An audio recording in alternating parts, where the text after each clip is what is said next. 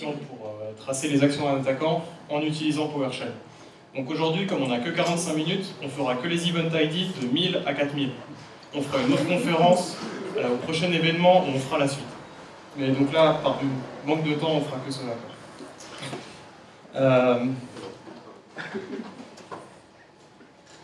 Alors, au niveau de l'agenda, on va déjà vous expliquer la problématique qui a amené à faire tout ça.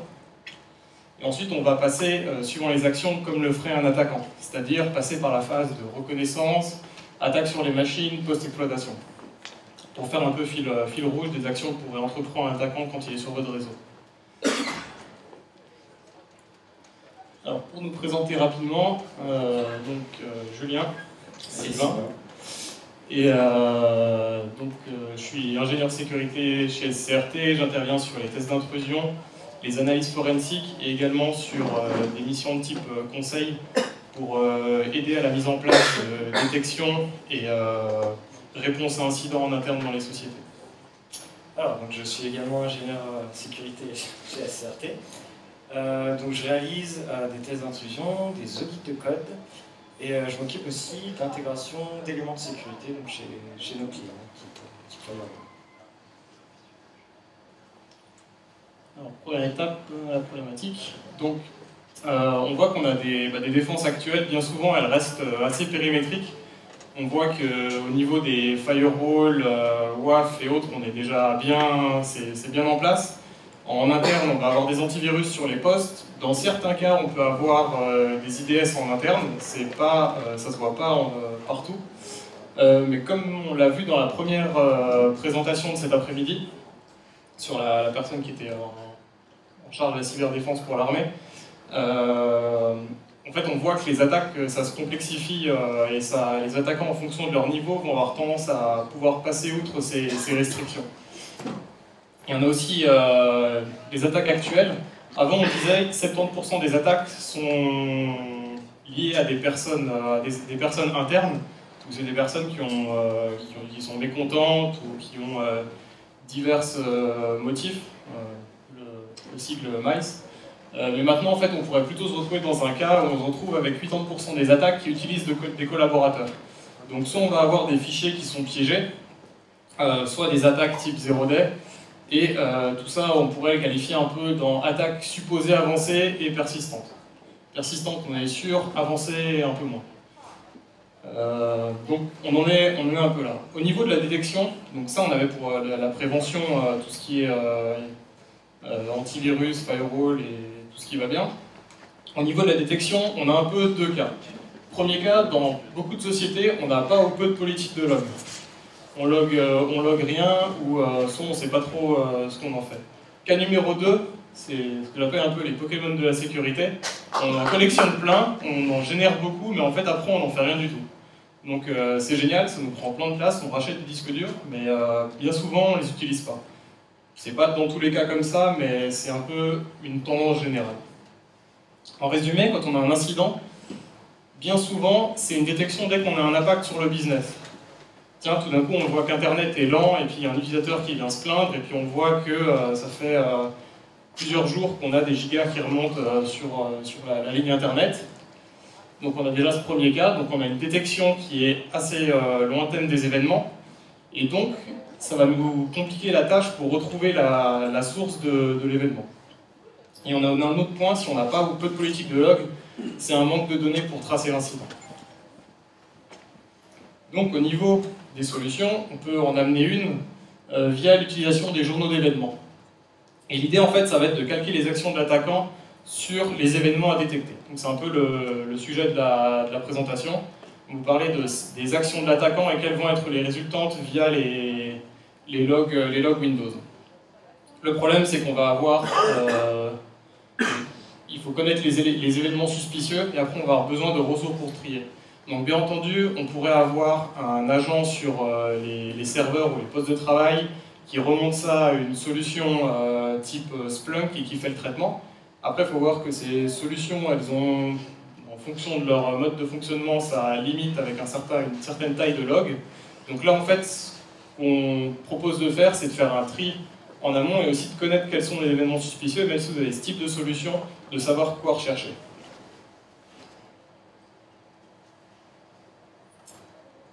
Alors on va rentrer donc, dans le vif du sujet avec la première phase d'une attaque, donc typiquement qui est la reconnaissance. Alors la reconnaissance, ça va avoir pour but finalement de collecter un maximum d'informations sur les systèmes ciblés. Donc ces informations, elles sont variées, ça peut être forcément les machines actives, les différents services qui tournent sur ces systèmes, les OS aussi qui tournent sur ces systèmes. Et le but en fait de la phase de reconnaissance, c'est vraiment de savoir si le système ciblé est sujet ou pas à des vulnérabilités qui pourront par la suite être exploitées par l'attaquant. Alors donc cette phase est particulièrement importante parce que finalement elle va conditionner tout le reste de l'attaque, donc à savoir sa réussite. Donc on a deux types de reconnaissance, on a la reconnaissance passive et la reconnaissance active. Donc typiquement la reconnaissance active, l'attaquant va avoir besoin d'interagir directement avec le système ciblé. Donc pour nous c'est quelque chose de bien, parce que ça va laisser forcément des traces dans les logs de la machine, donc derrière on va pouvoir reconstruire l'attaque. Donc deux reconnaissances actives qu'on va développer aujourd'hui, donc ça va être le scan de port et l'utilisation des sessions anonymes. Alors, le scan de port, pour rappel, l'attaquant va envoyer des paquets sur le port de la machine ciblée. En analysant la réponse, il va savoir si le port est ouvert et idéalement le service qui est associé à ce port. Donc là, deux approches différentes mais complémentaires pour détecter un scan de port. Dans un premier temps, l'approche relativement classique, ça va être d'utiliser le firewall réseau donc de l'entreprise, enfin interne en tout cas. Donc là, on va devoir traiter les logs de ce firewall, donc on va pouvoir détecter le scan de port. Et une autre approche qu'on va détailler aujourd'hui, ça va être l'utilisation du firewall intégré à Windows. Donc là, ce qui est important de comprendre, c'est qu'on ne va pas avoir directement le firewall Windows qui affiche une fenêtre en nous disant attention, tel IP est en train de vous faire un scan de port. Donc du coup, on a dû développer des outils, enfin, notamment un script pour réaliser cette détection. Alors, un petit focus sur le firewall Windows. Donc on a trois profils qui sont mis par défaut, qui sont privés, publics et puis entreprise. Donc chacun de ces profils a des règles. Donc là aussi, ce sont les règles par défaut. Et chacune de ces règles va permettre d'écrire dans le journal d'événements Windows, donc à chaque fois qu'il va bloquer une action ou laisser passer cette action. Donc ça, c'est fait par défaut dans le journal d'événements Windows. Donc nous, ce qu'on va faire, c'est que via un script PowerShell et via une commande get event log, on va filtrer en fait les différents logs du journal d'événements Windows. Et on va récupérer donc typiquement les event ID qui concernent le firewall. Donc ça, on verra un peu plus tard l'utilisation de PowerShell. On a fait de PowerShell pour pouvoir trouver les logs qui nous intéressent. Alors, un autre type maintenant de paramètres qu'on peut mettre dans le firewall Windows, ça va être la possibilité de loguer directement les différents events, donc drop ou hello, sur les policies qu'on a mis dans le firewall, dans un fichier texte, donc un .log. Alors typiquement, on a les champs suivants, donc, différentes informations, la date, l'IP source, etc. C'est très intéressant aussi d'utiliser PowerShell en version 3.0, qui est disponible sur Windows 2008 et puis sur du Windows Server 2012, car typiquement on va avoir une interaction relativement facile avec le firewall Windows. Donc typiquement j'ai mis un exemple juste en dessous, donc avec une commandlet set net firewall profile, qui va permettre donc, de loguer les différents events du firewall dans le fichier log, en l'occurrence ici mylog.log. Après on peut définir aussi quel sens on va bloquer le trafic, etc. Donc ça c'est directement possible en PowerShell, il y a une seule ligne de commande. Donc après, finalement, qu'est-ce qu'on en fait de ces logs? Alors, on a développé un petit script, toujours en PowerShell, qui permet de parser le fichier log du firewall, et donc qui va détecter les comportements suspects, et typiquement qui pourraient être un scan de port. comme ici par exemple une IP source qui essaierait de se connecter donc, à un range de port assez important en peu de temps. Donc voilà, donc ça après on log dans un fichier pour dire telle IP a fait un scan de port. Alors, deuxième point au niveau de la reconnaissance, c'est l'utilisation des null sessions.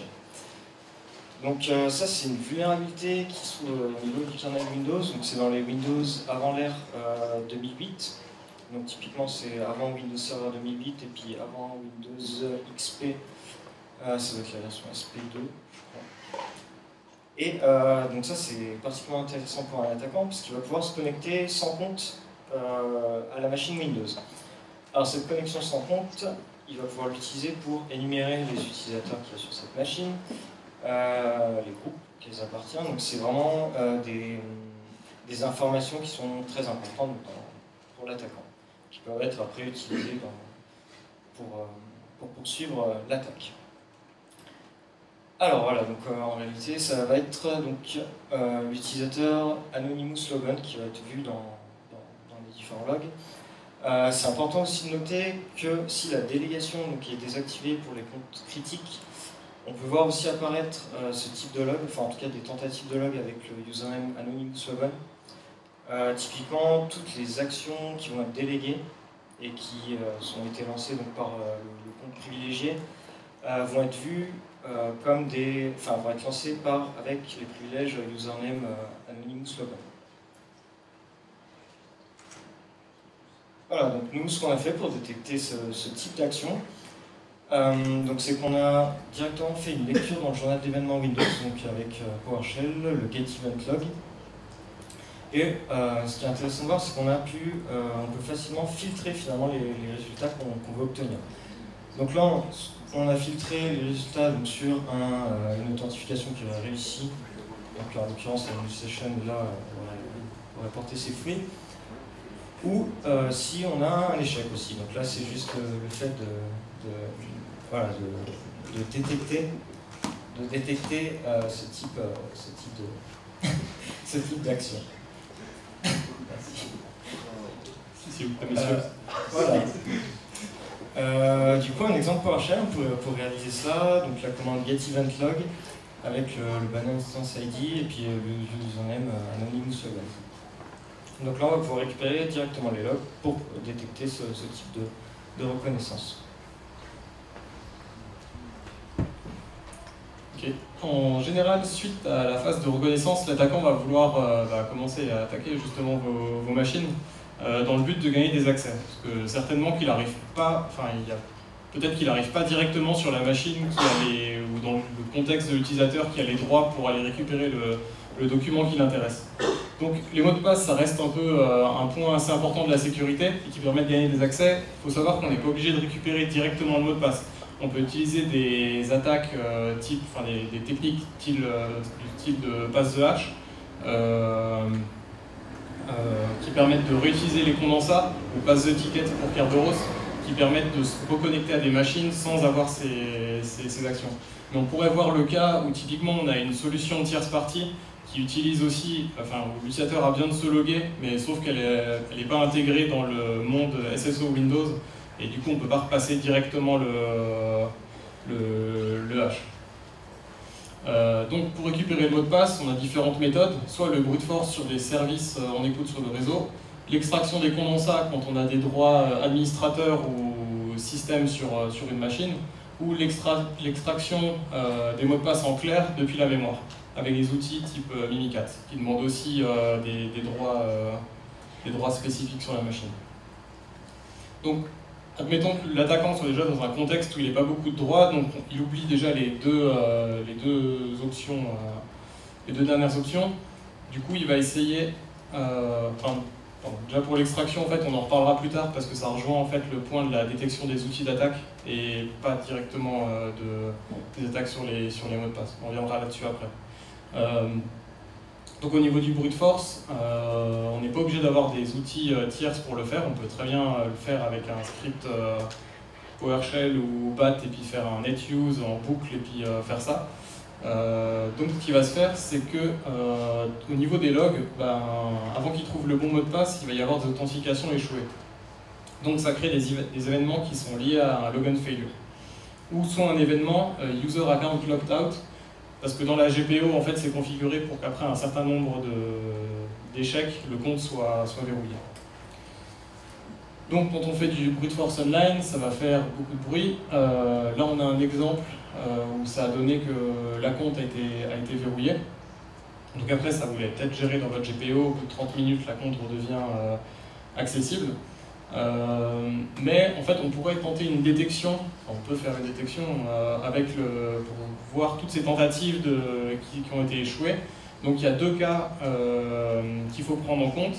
C'est un nom d'utilisateur qui a été testé sur plusieurs mots de passe, mais on peut aussi avoir l'autre cas où vous avez un mot de passe qui a été testé pour plusieurs utilisateurs. On n'est pas obligé de faire un utilisateur tous les mots de passe. La deuxième option pourrait être intéressante pour un attaquant parce que ça évitera de triggerer le locked-out parce qu'il va faire tous les utilisateurs de l'AD avant de passer au suivant. Donc peut-être que le temps en fait sera suffisant pour tester le deuxième mot de passe.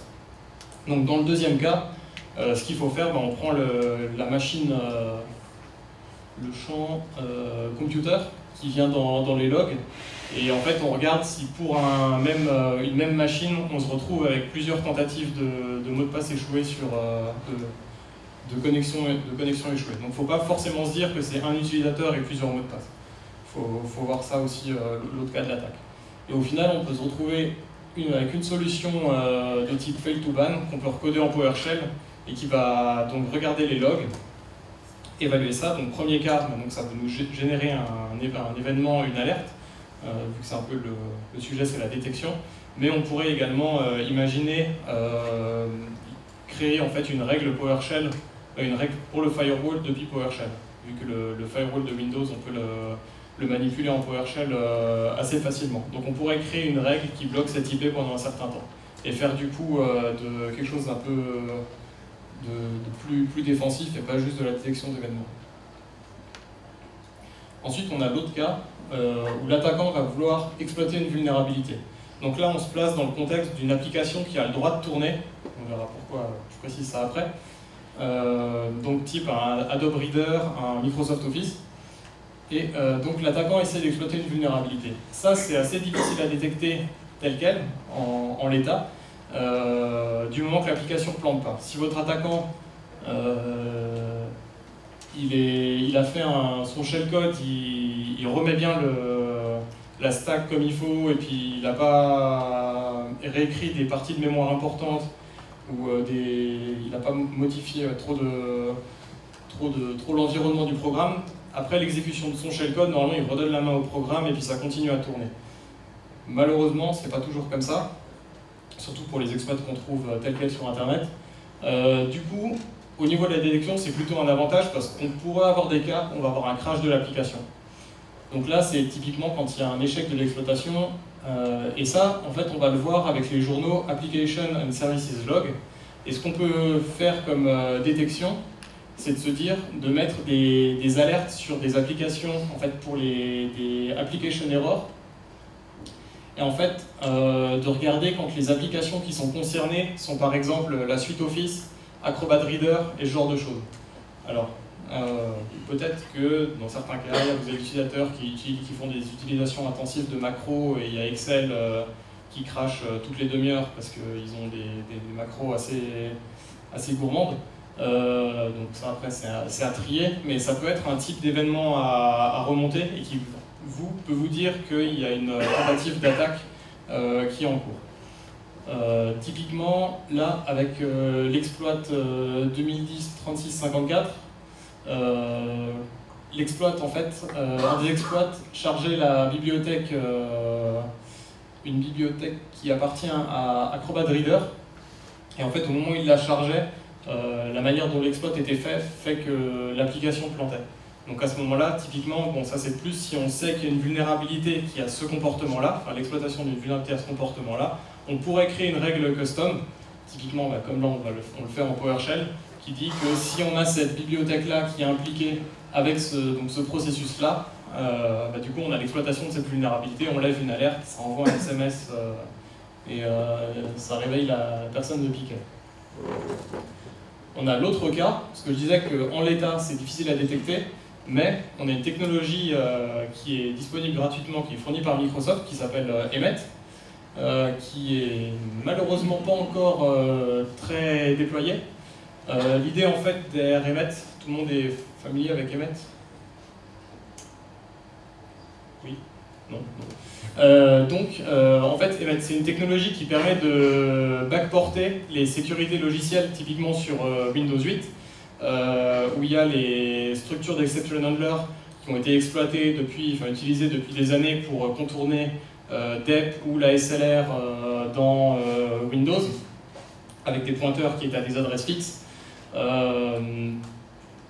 Donc, typiquement, Microsoft, à chaque release de son operating system, a mis à jour en fait SEH. Ils sont passés par SEH, Safe SEH, SEHOP, et là ils ont encore une nouvelle version. L'idée, c'est quand vous avez typiquement du 7, vous n'avez pas en fait la version, la protection SEH de Windows 8. Et en général, Windows 8, il y a peu de chances qu'il arrive dans vos environnements de production, je pense.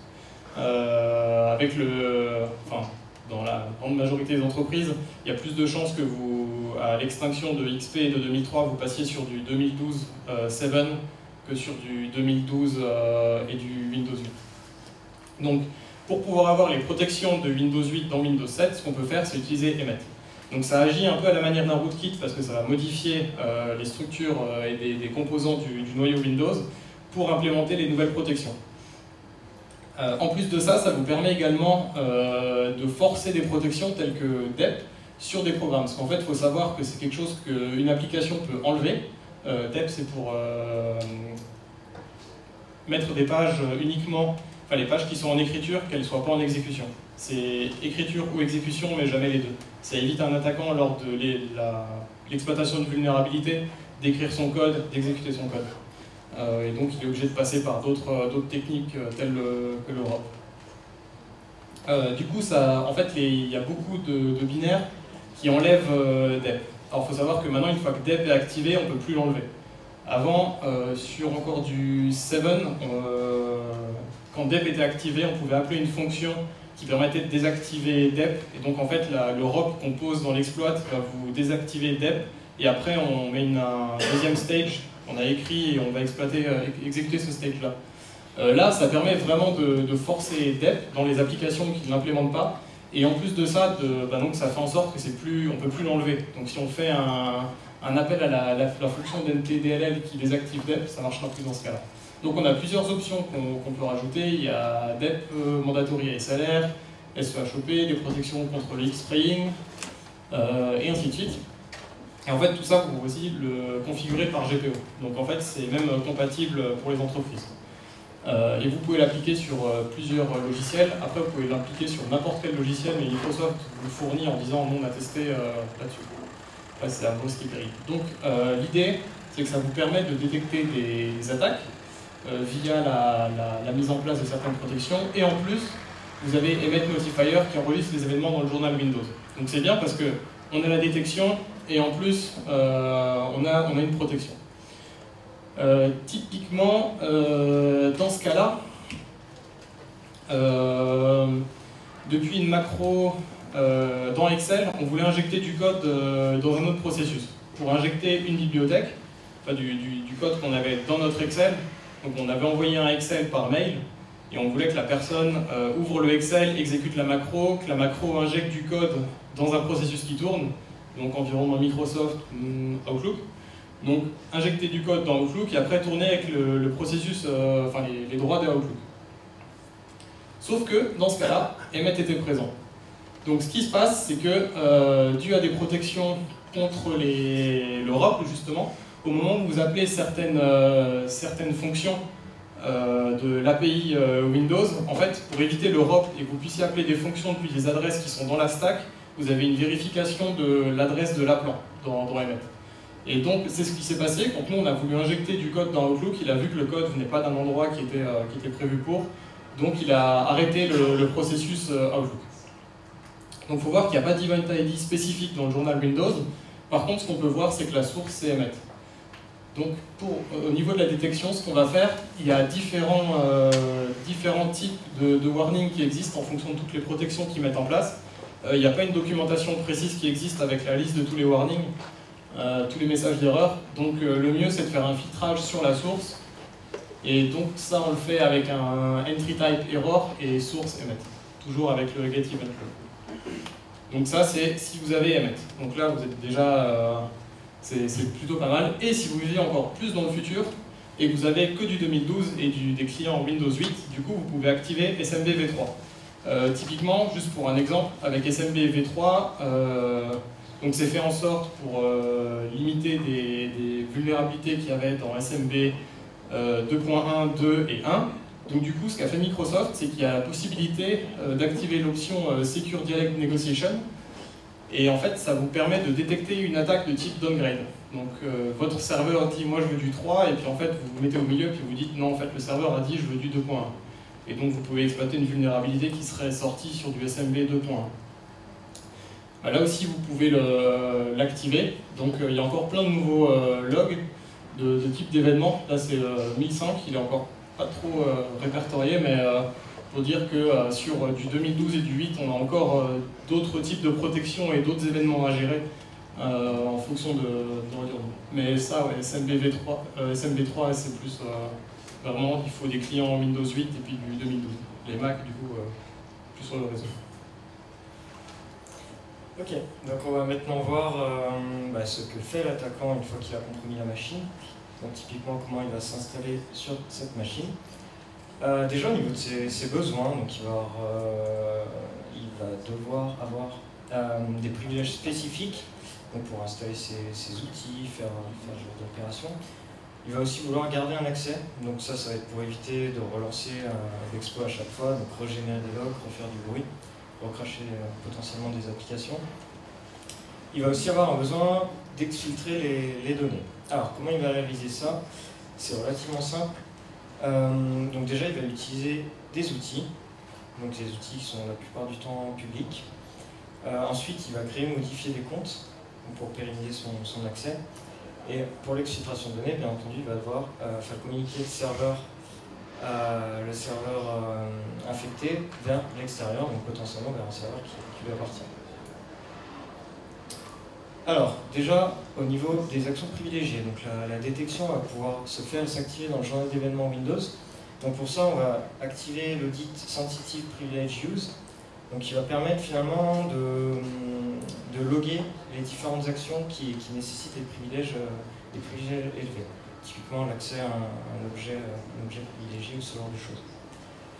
Alors, ça, le problème, c'est que ça va créer énormément d'événements. Même Windows déconseille de l'activer. Donc là, on risque d'être noyé dans les logs, parce qu'à chaque fois qu'un processus va accéder donc à un objet privilégié, on va avoir un log qui va se faire. On peut quand même réaliser un filtrage, donc toujours en PowerShell, donc sur ce type de log, et pour essayer donc, de récupérer les logs qui vont nous intéresser. Alors que celui-là, dans la pratique, il est très rarement activé parce que ça génère tellement d'entrées qu'il y a très peu de gens qui le mettent, à part sur des serveurs critiques. Ok, donc l'attaquant va utiliser différents outils. Donc l'attaquant est relativement flemmard, il ne va pas réinventer la roue à chaque fois, donc développer ses propres outils. Donc la plupart du temps, on retrouve des outils qui sont relativement classiques, donc Keylogger, Trojan, les extracteurs de mots de passe. Et du coup, le fait qu'ils soient standards, on va pouvoir les détecter relativement facilement. Donc là, ça va être la détection très basique donc pour les outils standards.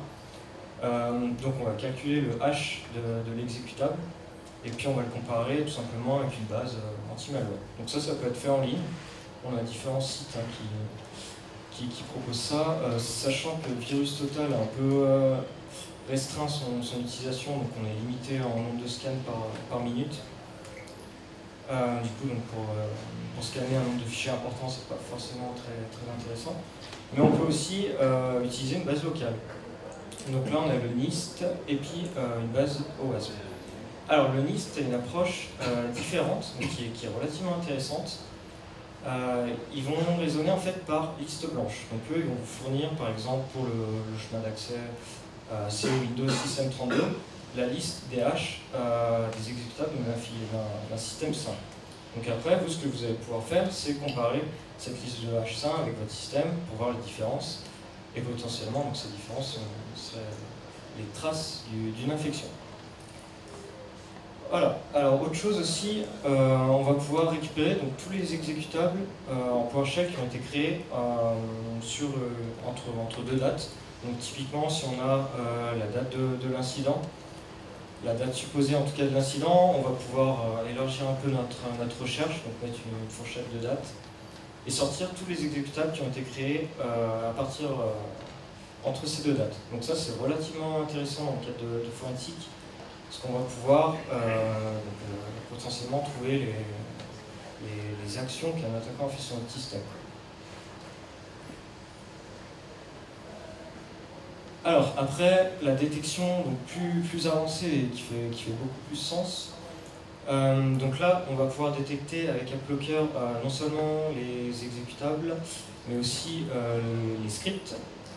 Donc AppLocker, ça permet de définir un ensemble de règles donc dans les environnements Windows qui vont interdire l'exécution des exécutables ou des scripts, des programmes en général. Donc BitLocker, c'est activable via GPO. Donc ça, c'est relativement facile, c'est relativement aussi pratique à programmer, enfin en tout cas ergonomique, c'est comme dans les environnements Windows, c'est des clics au drone.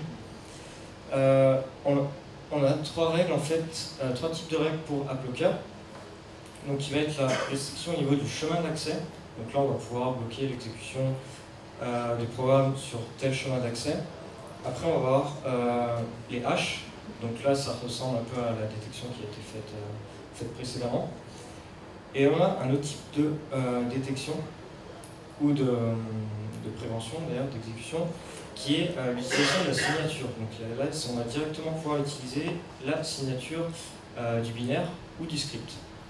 Donc celle-ci est relativement intéressante dans le sens où on va pouvoir finalement bloquer tous les programmes qui ne sont pas signés, qui n'ont pas un nom de publisher Adobe Reader ou ce genre de choses. Donc ça c'est très pratique pour l'admin 6. Autre chose aussi, on va pouvoir bloquer l'exécution des programmes qui sont sous telle version d'un logiciel. Typiquement, on a vu tout à l'heure avec Julien que Adobe Reader 9.0 c'est sujet à une faille, donc on va pouvoir bloquer Adobe Reader 9.0 et autoriser les versions supérieures à se lancer sur l'ordinateur. Alors, toujours au niveau d'AppLocker, on va avoir deux modes de fonctionnement. Donc le mode audit only, donc comme son nom l'indique, on log juste finalement le fait qu'une application entre guillemets interdite a été lancée. Et la deuxième règle donc, qui est enforce rule. Donc là, on va bloquer non seulement générer un log, mais aussi bloquer cette application. Donc ça, après, le enforce rule, il faut aussi prendre conscience que derrière, il faut un service informatique qui soit assez réactif, parce qu'on risque d'avoir des problèmes, certains utilisateurs qui veulent lancer des exécuteurs légaux. Et du coup, il faut que le service informatique puisse gérer ensuite AppLocker pour pouvoir autoriser vérifier et puis autoriser cette exécution. Donc là, toujours en PowerShell, on va pouvoir récupérer les logs générés par AppLocker. Donc là, cette fois-ci, c'est via le get AppLocker file information. Donc on va pouvoir avoir les informations sur les différents exécutables qui ont été bloqués, détectés ou bloqués d'ailleurs. Donc du coup, nous, ça va nous permettre de voir comment l'attaquant a procédé une fois qu'il s'est installé sur la machine. Alors, on en vient maintenant à la partie sur les comptes. L'attaquant va naturellement avoir besoin de créer un compte pour avoir un accès direct à la machine. Ce qui est important de noter et de comprendre, c'est que l'attaquant ne va pas être obligé de connaître le mot de passe domaine admin pour se créer son compte. On a différentes techniques qui vont permettre de créer le compte. Typiquement, on a l'utilisation du token delegate et de WinRM. Alors, un cadre d'exploitation, Ça peut être, on a compromis une machine donc, qui appartenait au domaine. On a ensuite lancé, donc on a compromis cette machine avec un compte admin mais local donc sur la machine. On a ensuite lancé donc, un Metasploit, le module Incognito, donc, qui va permettre de récupérer tous les tokens delegate de l'ordinateur. Donc si on arrive à récupérer le token delegate de l'admin domaine, ensuite en utilisant WinRM, donc WinRM qui est le SSH-like Windows, on va pouvoir communiquer directement avec le contrôleur domaine avec les privilèges finalement associés au token delegate, donc là en l'occurrence un admin local. Donc on va pouvoir créer une session PowerShell qui repose donc, sur du WinRM et se créer un compte sans connaître le mot de passe, de l'administrateur domaine. Voilà. Les différents points à surveiller au niveau de l'AD, donc ils sont classiques, hein, ça va être la création de compte, l'ajout d'un utilisateur donc dans un compte privilégié ou un compte intéressant. Typiquement, si vous voyez dans votre groupe R&D que vous avez un utilisateur backdoor qui va se rajouter, bon, ça commence à être louche. Ensuite, on va aussi surveiller les comptes qui n'expirent jamais. Et bien entendu, les comptes verrouillés, déverrouillés et les comptes supprimés. Alors, comment est-ce qu'on a réalisé ça? Toujours en PowerShell. Donc là, on peut s'appuyer sur deux manières différentes de monitorer ça. Déjà en utilisant le journal d'événements Windows. Donc toujours de la même manière, hein, on prend l'event ID qui nous intéresse, donc typiquement pour la création de compte, et après on va faire un filtre sur notre requête getEventLog en PowerShell. Et autre manière de faire, c'est de communiquer directement avec l'AD. Donc là, toujours en PowerShell, il y a un module Active Directory qui est disponible et qui permet de faire des recherches sur les comptes en spécifiant différents paramètres, quoi. Donc on va pouvoir spécifier, par exemple, rechercher tous les comptes où les passwords n'expirent jamais, ou ce genre de choses. Donc ça, c'est relativement bien intégré à PowerShell.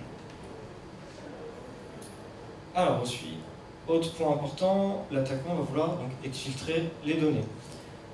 Donc pour faire ça, il va mettre en place donc, son propre serveur à l'extérieur disponible sur net, joignable sur net.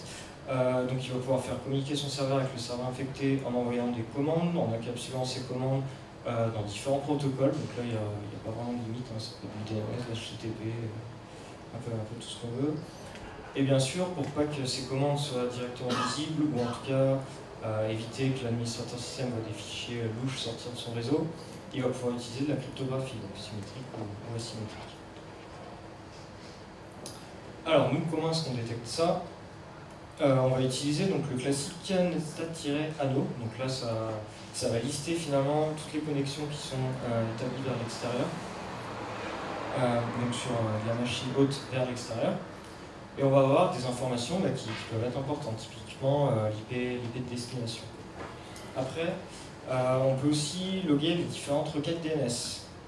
Donc ça, après, ça va nous permettre, donc via ce fichier DNSLog, de pouvoir comparer avec des listes de DNS blacklistés, enfin des domaines blacklistés. Donc on va pouvoir voir que tel ordinateur fait une requête vers un serveur louche qui est en Chine ou n'importe où, et puis en plus qui est blacklisté. Donc là on peut se dire que ça commence à être louche. Voilà, donc les DNS blacklist, on a de nombreuses bases qui sont en ligne. Voilà, bon là j'en ai mis deux, mais a priori il y a vraiment toute une liste. Et on va pouvoir vérifier directement l'IP en fait, donc l'IP avec lequel notre ordinateur communique, enfin avec lequel notre ordinateur communique, donc potentiellement l'IP de l'attaquant, en faisant une recherche DNS, donc en ajoutant notre IP et puis le nom de la base en ligne. Et donc si on obtient une réponse à cette requête, ça veut dire que l'IP est blacklisté par la base en ligne. Donc typiquement c'est une IP dangereuse. Ensuite, une autre méthode aussi qui est relativement intéressante, on va pouvoir ajouter donc, des noms de domaine suspicieux dans notre propre DNS. Et du coup, on va pouvoir rediriger toutes les requêtes vers ces noms de domaine vers une IP qui nous appartient. Donc soit une IP poubelle, on redirige juste vers celle-ci, ou soit l'étape au-dessus, ça serait de rediriger ça vers un serveur qu'on a mis en place nous. et donc qui intègre différents protocoles que l'attaquant peut utiliser. Et on va pouvoir finalement comprendre au moins comment le malware ou ce qui est installé sur la machine fonctionne. Enfin, en tout cas, la première requête qui est faite. Donc ça, c'est relativement intéressant à mettre en place. Ça permet de faire après du vrai forensique. Donc, en conclusion, on voit qu'il faut utiliser différentes technologies. En général, on n'a pas une solution où c'est compliqué de s'en sortir avec juste une solution qui arrive à remonter toutes les infos. On a quand même pu voir durant cette présentation qu'on s'est principalement basé sur les technologies fournies par Microsoft. Donc, en fait, même si notre solution elle a l'air un petit peu MacGyver comme ça, finalement, c'est quand même assez en utilisant des outils qui sont à disposition. Il ne faut pas payer une licence en plus pour AppLocker, ni pour Emmet. C'est des choses que vous pouvez utiliser telles quelles. Et on le rencontre pas très souvent dans les entreprises, mais ça tend quand même un peu à se développer. On a pu voir une autre chose, c'est que c'est assez important d'automatiser la première étape. Parce que si vous avez des personnes qui sont en charge de la sécurité ou du réseau, vous avez un flux de logs qui arrive. Finalement, si c'est quelqu'un qui va rester à la journée à scroller dans les logs, autant dire que ça ne sert à rien. Donc une bonne technique, c'est d'automatiser cette première étape qui va permettre de séparer un petit peu ces événements intéressants et remonter que d'autres événements. On ne dit pas que ce qu'on sort, typiquement le crash des applications, ça peut vous générer trop d'informations. Il faut toujours faire un tri, faire de la corrélation sur tous ces événements. Mais déjà, ça vous a enlevé une première partie. Et là, on n'était pas exhaustif, il y a d'autres événements qu'on peut utiliser pour détecter une attaque ou faire de la corrélation. Là, nous, on a parlé de relever des événements et de les utiliser. Après, il faut un outil de corrélation qui permet de dire, OK, il y a eu tel événement plus tel autre, du coup, on pourrait dire que c'est cette machine.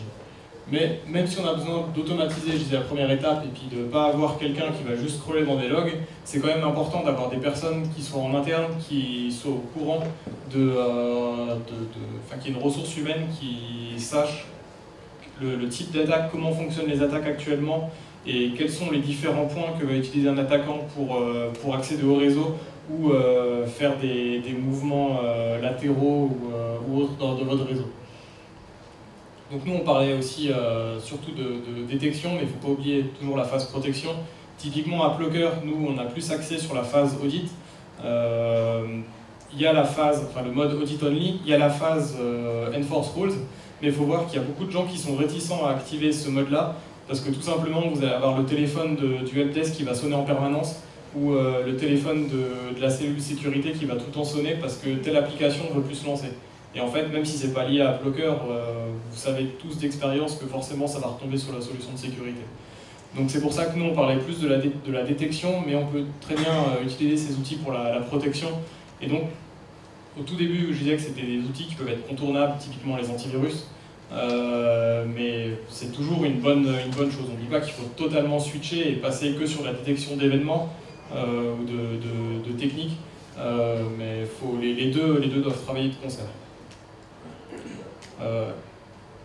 Donc, comme notre talk laissait suggérer, on va réaliser un outil sous la forme de module PowerShell qui permettent de réaliser les différentes actions qu'on a présentées là et d'autres encore qu'on va faire évoluer au cours du temps.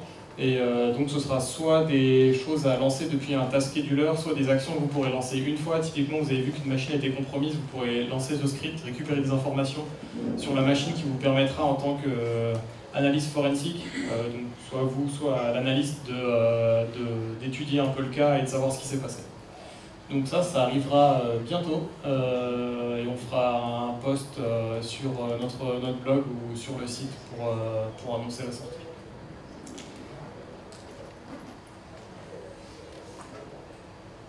Est-ce que vous avez des questions?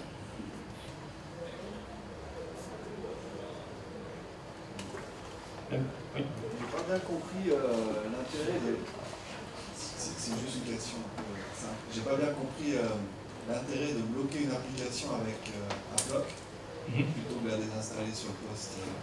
Typiquement, malgré la super protection périmétrique qui filtre les emails et le web et tout ça, il y a l'attaquant qui a réussi à poser un exé sur un poste de travail. parce qu'en fait, il était packé dans un format, admettons, IPA, c'est une application iOS, et en fait, ça se retrouve sur le poste, parce que IPA, c'est pas pris en charge par la défense qui filtre les mails. Donc là, l'attaquant a réussi à passer un exécutable sur le poste, et là, du coup, après, si c'est des défenses sur le poste typiques, donc un antivirus, là, il va pouvoir le lancer. Si c'est pas un outil classique. L'idée, c'est de pouvoir bloquer, en fait, le type AppLocker, c'est un peu comme un firewall, mais pour les applications. On va dire, j'autorise les applications qui sont dans Windows System 32 à se lancer, ou les applications qui ont été signées avec le certificat d'Adobe, et dont la version, enfin dont le nom de l'application est Adobe Reader et au moins 9.0 ou 9.1. Et en fait, c'est au cas où il y a une application qui arrive sur le poste. Non mais par nom, enfin j'ai bien compris par le chemin, mais par nom par exemple. Si on a Acrobat 9, on veut empêcher l'exécution de Acrobat 9. Ouais. Pourquoi vouloir mettre un mécanisme de détection plutôt que d'effacer l'application sur poste? Moi, Acrobat, ouais, c'était un exemple, mais des applications qu'on a du mal à mettre à jour telles quelles.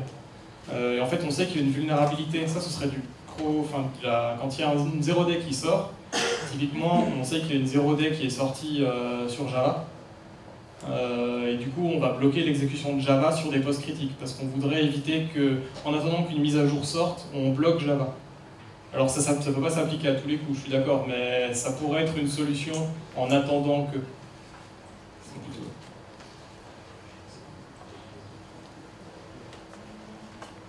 D'autres questions?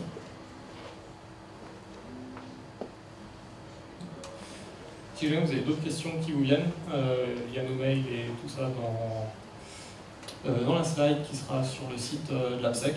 Et pour vos guides de chevet, on vous recommande ce livre.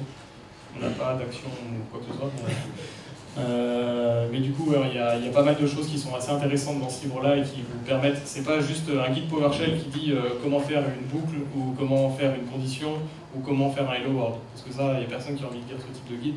Mais ça, c'est vraiment du hands-on. Et puis une ressource sur les Event ID, parce qu'on n'a pas eu le temps de les faire finalement.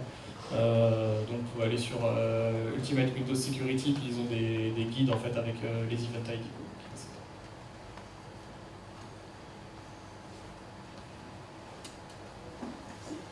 Oui. Juste une question. Vous avez vu qu'on générait des logs. Comment vous gérez l'envoi vers justement une gestion centralisée type Splunk? Vous avez géré des trucs en audit, mais après, je ne connais pas assez bien Windows, mais il y a des choses qui renvoient vers un serveur syslog central ou ce genre de choses.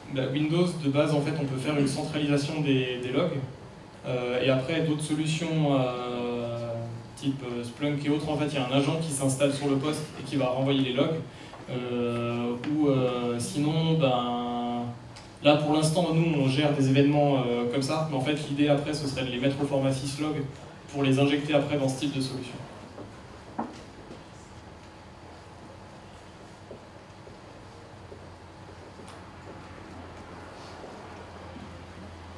Merci. Merci.